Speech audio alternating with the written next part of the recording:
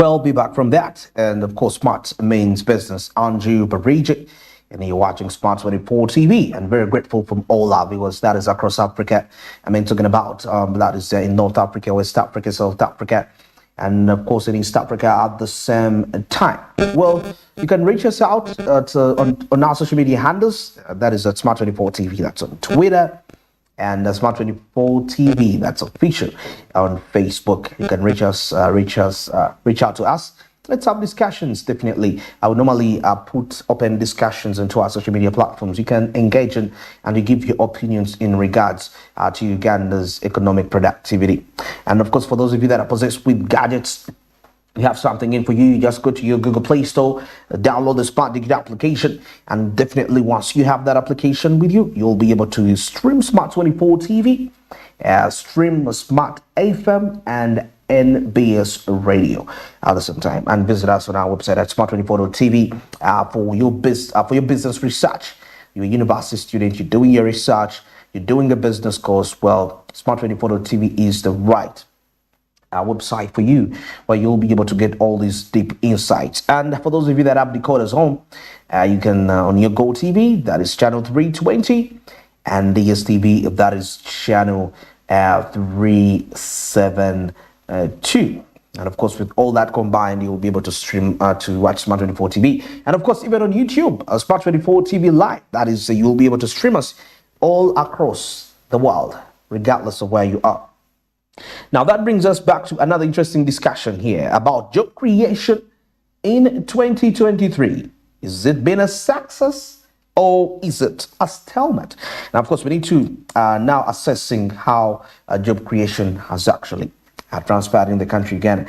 Now, of course, the whole perspective of job creation has a mixed sort of projection here, with some positive strides, but also lingering challenges, according to the report I'm observing here.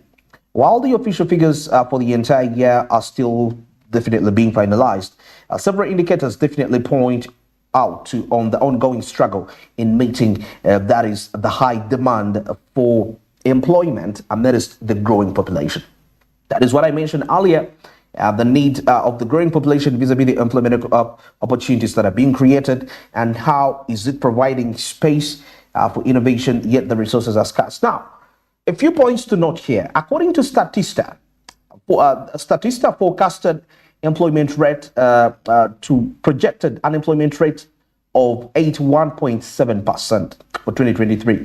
Now, this is slightly higher than the previous years, which translates into approximately 27.86 million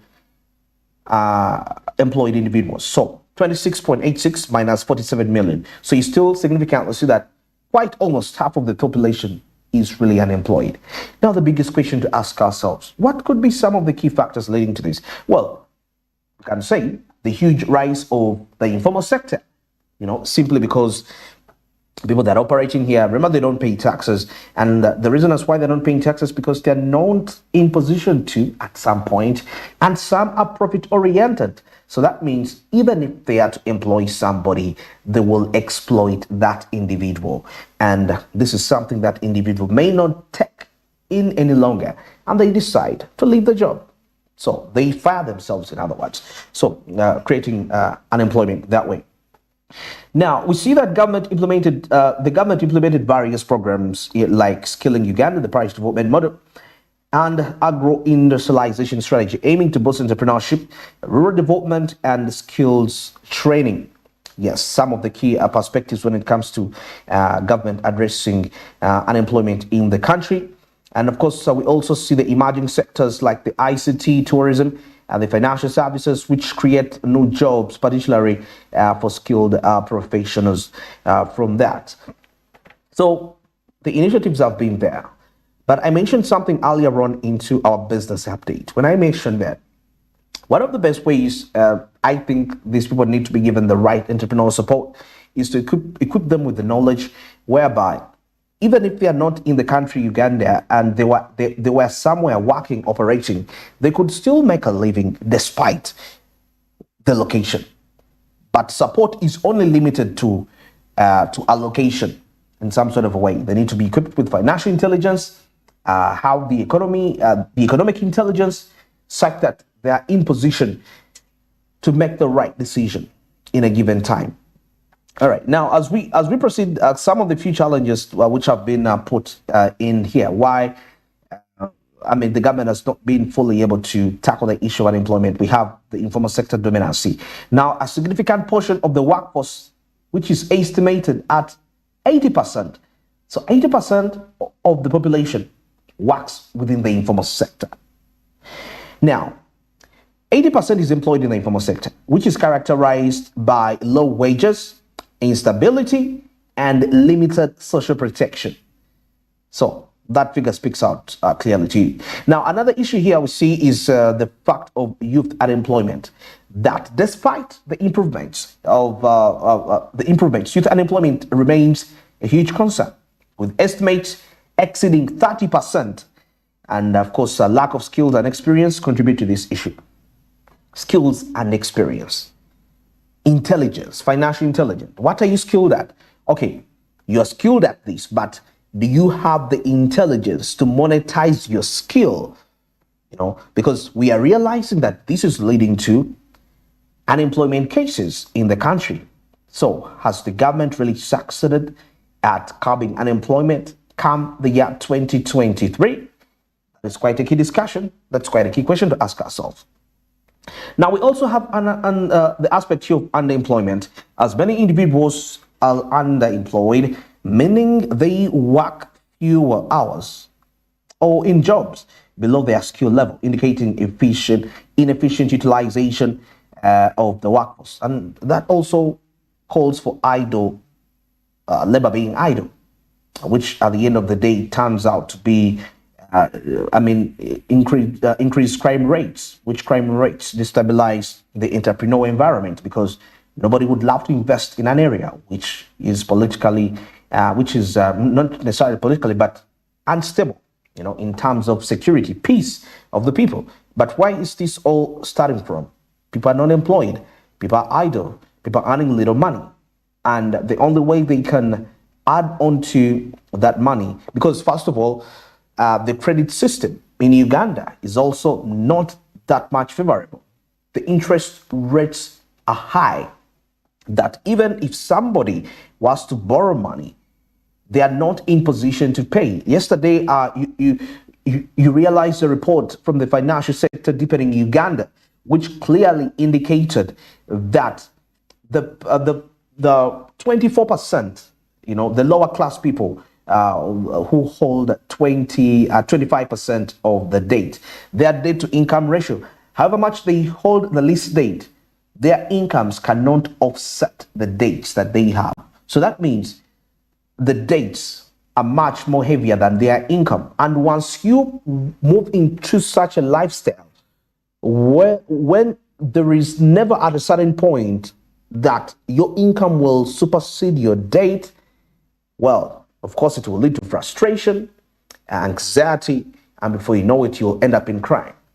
Because the interest rates, almost 18%, that's huge. I think we have one of the highest interest rates in Uganda, in East Africa, because Uganda and Rwanda, which, because I think maybe we are a little bit of landlocked, so that can explain as compared to Tanzania and Kenya, which have 13%, 10%, I think, interest rates. But Uganda, we're talking about 18% as one of the lowest interest rates. So people can access credit. On top of not accessing credit, they are earning little money. So what are they going to end up doing? Crime, which destabilizes economic development in the area. So these are aspects, the psychology that government really needs to look into to understand that if you're dealing with something, what is the root cause of this? Why is this person unemployed? Why are people unemployed? What is the root cause of unemployment? And we see that it comes back to skill and the ability to monetize your skill. You don't have a skill, neither are you acquainted with knowledge on how you can monetize your skill. All those factors really play out a huge deal. Now, we see a limited job skill match. Existing jobs often require skills beyond the current workforce's qualifications, leading to a mismatch and hindering productive employment. So limited skill on the job. But of course, if we take a look at, if we to assess briefly the government efforts, we can take a look at efficacy. While we see that while government initiatives show promise, their overall impact on job creation is still under evaluation. Still under evaluation. Now, of course, measuring the long-term effectiveness of the programs with limited data and time frames, which remains quite a huge challenge. Now, we have implementation challenges, something which we've been faced with largely in Uganda, that issues like bureaucratic hurdles, limited access to resources, and corruption are hindering the effectiveness of the programs, particularly reaching to the rural areas. The people that need to benefit from these programs, are they really reached out to? That is the huge question here. And of course, focusing on sustainability, that programs should prioritize not just job creation, but also create decent jobs with adequate wages, social protection, and opportunities for career progression. Yes, it shouldn't just be about creation of jobs, but what comes with a job. We see there's stable wage, social protection, and a decent job, because there is creating a job that doesn't pay a minimum wage. Remember, as a government, you're spending resources to maintain this facility you put in place, to maintain it, yet it's paying people low wages. So that means however much the jobs are availed, the consumption habits are still going to be affected. The demand power is going to be low. Why? Because people's incomes are low. They don't have access to credit systems. That's why I say, as much as we implement the surface perspectives, the root cause is quite key. If we don't deal with the root cause, the surface will just be an expense. It's like you build an empire for over time, and a time comes where that empire no longer generates money, but rather it's you injecting money for you to sustain it. Literally, that's what it means here. So sustainability is quite key. Now, moving forward, we see that we have what we call the data-driven approach. Now, reliable data and analysis on job creation and employment skills gaps are still crucial for effective policy design and resource allocation. Data-driven approach. As we are allocating these resources, do we allocate them with the right information, or it's just guesswork? That is quite key, because this is government resources that are being wasted at the end of the day. Of course, so we need to have the aspect of strengthening skills development, promoting formalization, enhancing collaboration. There is the discussion on public-private partnerships and active involvement of the civil society organizations, which can bring diverse expertise and resources and job. Overall, as we wind this up, 2023, I'll say it saw some bit of positive developments in job creation in Uganda, but significant challenges still remain. Of course, sustained efforts by the government, private sector, and the civil society were crucial to create decent, sustainable jobs for a growing population, ultimately ensuring the country's economic, social development. Now, of course, we still having new developments that are rising up as a result of this. But this now points us back to our earlier discussion when we were taking a look at the economic outlook for the year 2023 by government, and we saw quite a number of perspectives. We've seen the unemployment beat because maybe just a recap of what the government had really planned for the year 2023. There was the perspective of GDP growth increasing to 7%. But quarter three, it was only 5.8%. There was also a target of the industrial sector contributing 25% to the GDP from 20%. But of course, the contribution still remains around 20%.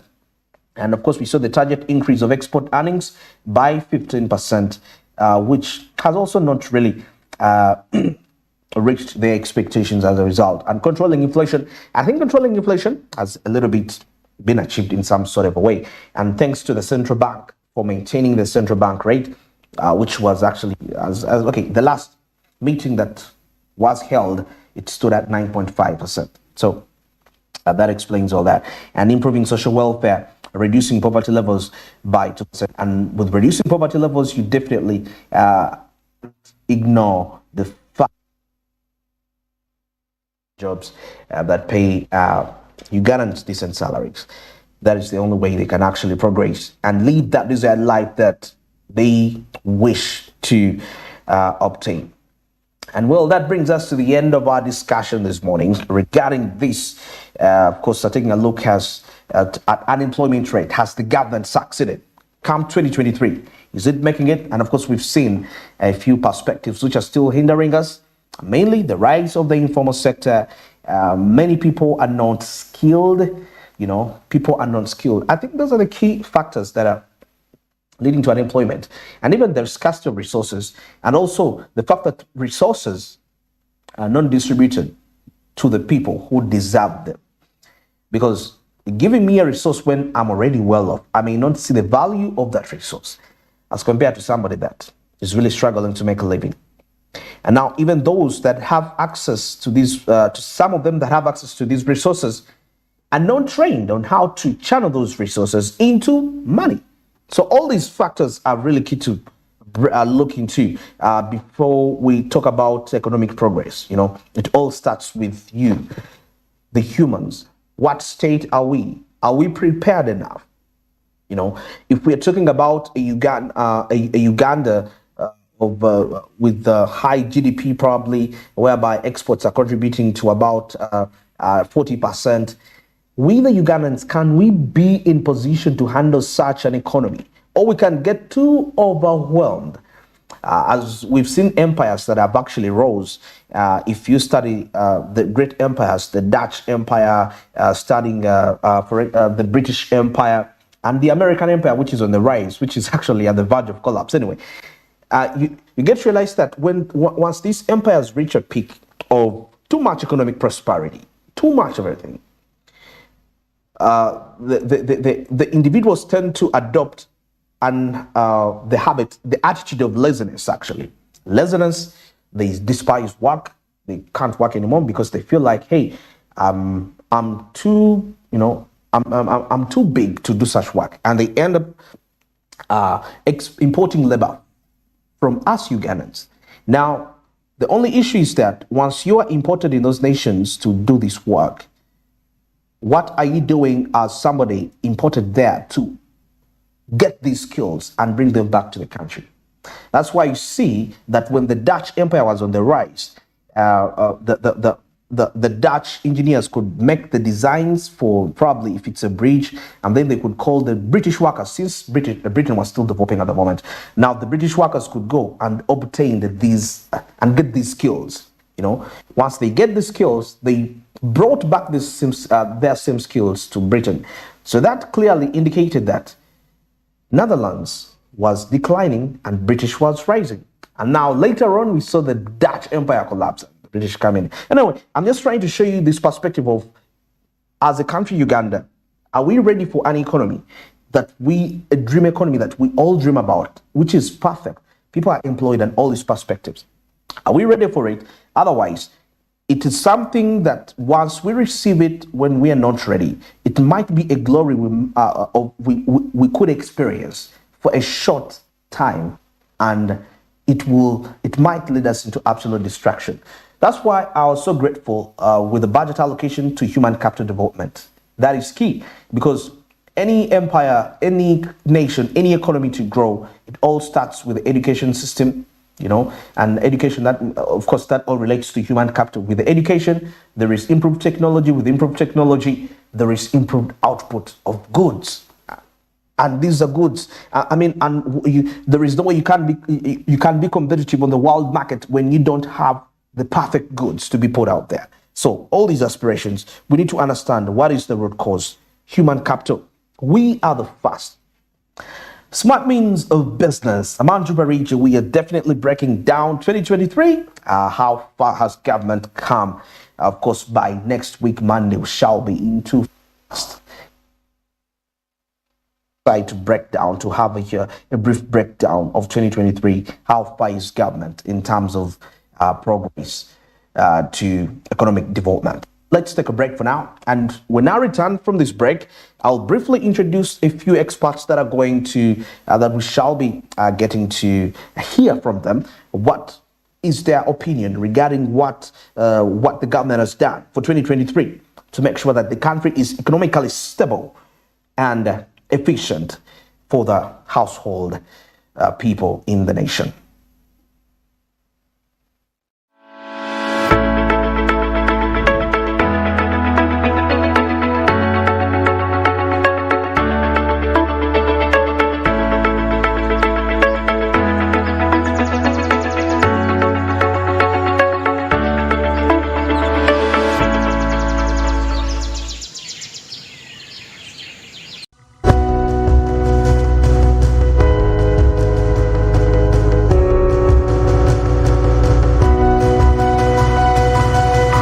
Smart 24, driving business.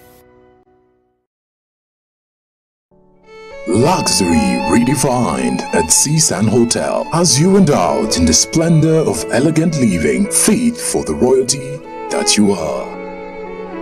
Step into comfort, pampering and blissful customer-centric service as you select from our range of comfy exquisite living quarters furnished to meet with your royal preference. Surrounded by scenic beauty, our tropical setting allows you to escape the glamorous ordeal of city life. Our ambient green gardens will guide you to a place of revitalizing rest. The 3-star restaurant caters to your palate, serving your choice menu ranging from exotic cuisines to local delicacies.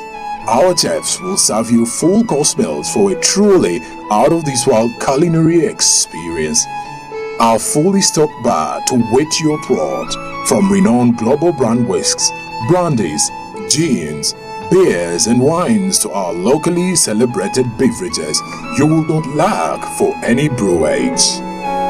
It's an all-new experience in the East at Seasan Hotel, so visit today at Plot 15 to 19 Spire Road, Ginger, or contact us on +256 751 719 960 and +256 785 354 614 for reservations. Seasan Hotels, luxury redefined.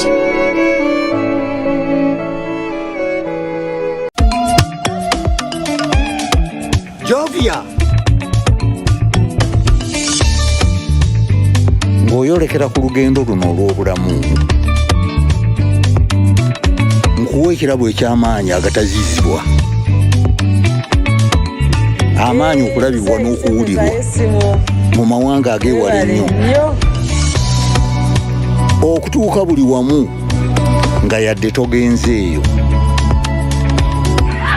ensi yonna ng'ekuli mu ngalo.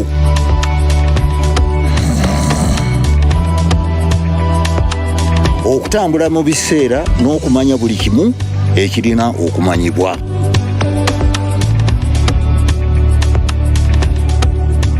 Jovia, kino kye kirabo kyange gy'oli. Tewali kumuko ki gy'osobola okukola omukutu nnandameggwa ogwa MTN. cooking oil like no other makes your meal so sweet and scrumptious. The taste of Uganda, yeah, the taste of Uganda,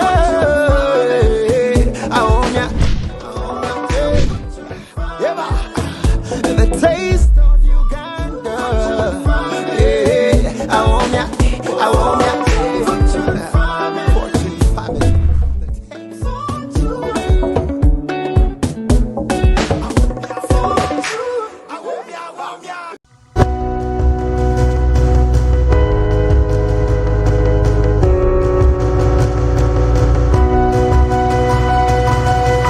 Smart 24, driving business.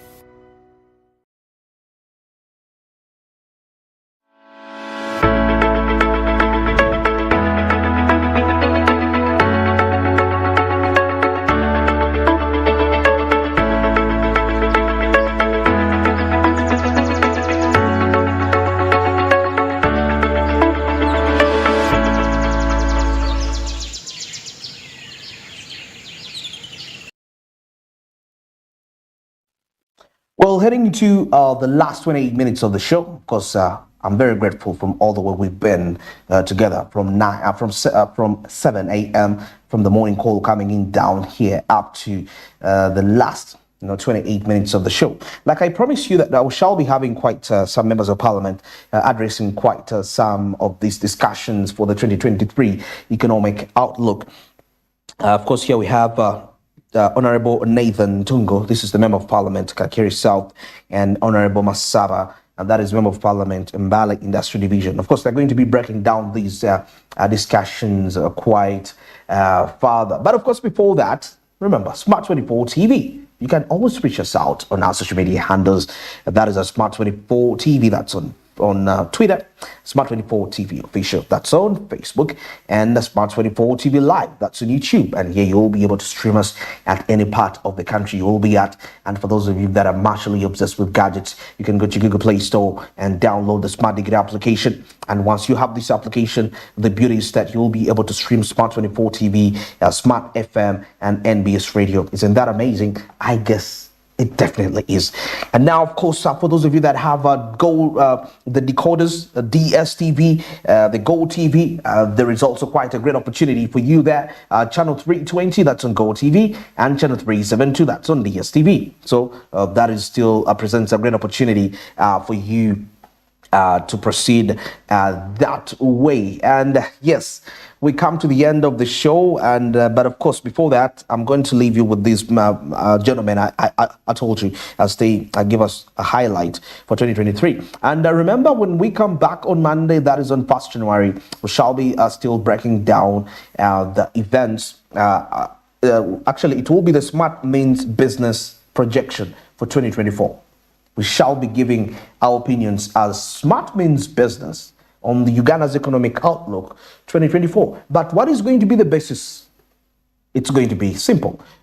We shall analyze the economic events, global events that have happened in the year 2023, and to what effect will they impact emerging economies? And Uganda is definitely part of those emerging economies. We've just seen a report from the International Monetary Fund in the Caribbean, East Africa, indicating Burundi, Rwanda, Tanzania, I think, and Ethiopia. Yeah, Ethiopia as part of those economies that are emerging. And they actually, there was a report which still suggested that the economy of Burundi is actually growing faster than many European economies. So that really projects of the great value Africa possesses in the next 25 years from the global economic perspective. Clearly. So as an entrepreneur, this would be the right time to know how best you can position yourself for 2024, for what is coming for Africa. Remember, there has been discussions of a one common market. And China seems to be one of the greatest allies of the African continent.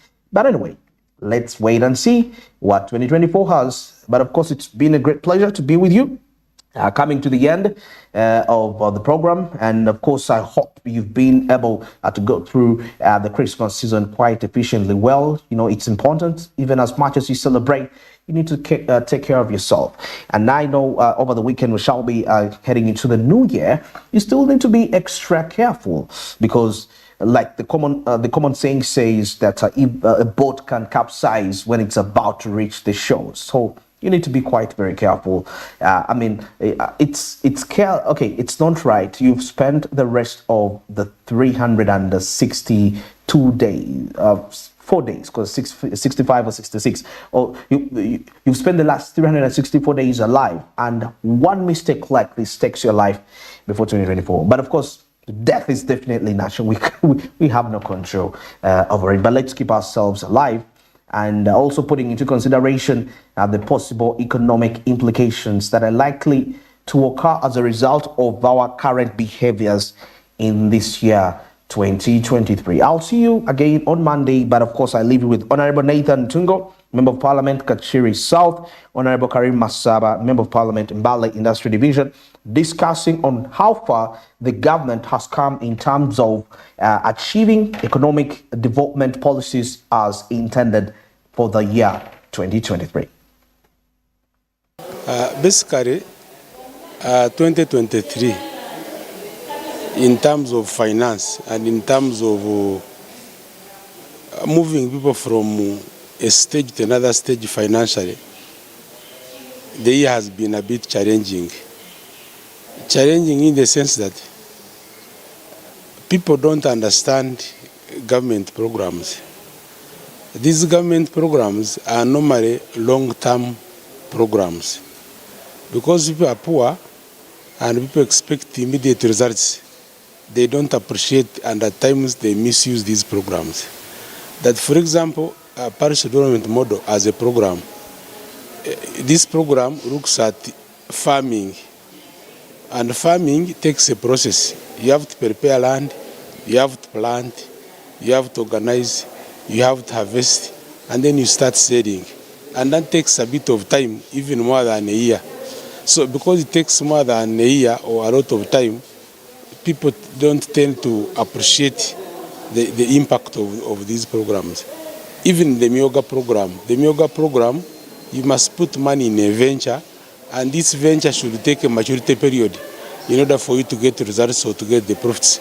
So because of that longevity and the strategic nature of these programs, some people don't appreciate this program because they are not immediate, they don't cause the immediate effect.